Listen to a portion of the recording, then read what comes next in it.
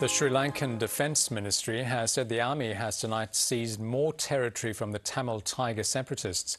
It said the Tigers had ignored a deadline to surrender, which expired this afternoon. More than 25,000 people are fleeing the last area under rebel control. The separatists have surrounded a small patch of jungle outside Mullaitivu, their former military headquarters in the northeast. An unmanned military spy plane captures an extraordinary mass exodus. Thousands of Sri Lankans are fleeing a terrifying theatre of war, from the Tamil Tiger stronghold to territory controlled by the government. Under the watchful gaze of the army, they've managed to escape intense fighting across land and sea, with only a handful of belongings. We couldn't move from there. They surrounded us and were looking everywhere. If they found someone planning to escape, they would immediately shoot them down.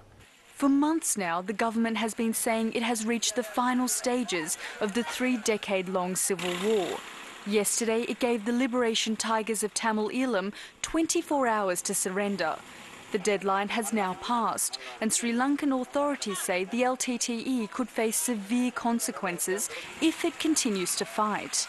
Human rights groups have urged caution and warned that many civilians are still trapped in villages controlled by the Tamil Tigers.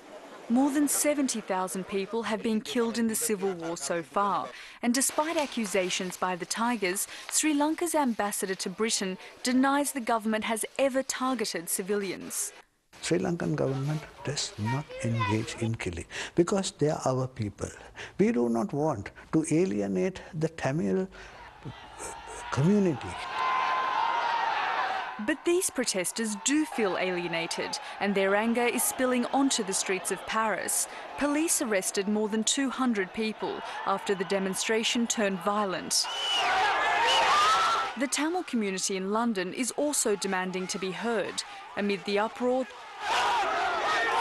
this young man says he has not eaten for 14 days and won't end his hunger strike until the suffering of his people is over. The Sri Lankan government now seems more determined than ever to end this war once and for all. The next few days will show just how determined. Yalda Hakim, World News Australia. And a few minutes ago, I spoke to Global Radio News correspondent Florence Mushori, who's in the Sri Lankan capital, Colombo. And I asked her what the situation was like now that the deadline had passed. Well, the deadline passed at 12 noon, and what the Defence Secretary had said yesterday was that the LTT was going to face their end in the military's hands if they did not surrender. And of course they did not, as expected. So the military has moved in all the way across the no-fare zone to the beachlands. What are the implications, Florence, for the LTTE with these military setbacks? Well, this basically means that the civilians are actually trapped in between the LTTE and the military.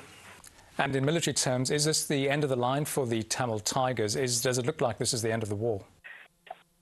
In military terms, yes. This means this is the end of the war because they actually have nowhere else to run unless, of course, they jump into the ocean. Has there been any indication, Florence, from the government as to what's going to happen to the civilians? We understand 25,000 people are now in imminent danger in those areas. The military still maintains that they're going to get them out, hopefully by the end of today or very early tomorrow morning. And LTT has just released a statement actually saying the military is now using civilians as shields. That's the latest from LTT.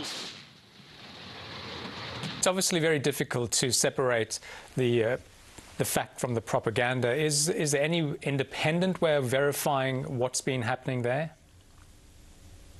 It's very difficult to verify anything except for the aerial pictures that were taken by UAVs supplied by the military yesterday, showing LTT actually shooting at the civilians who were trying to escape. But for what LTT has said today, there is no confirmation, of course, because nobody independent is there. Okay, Florence Mushori, thank you so much for that update. Okay.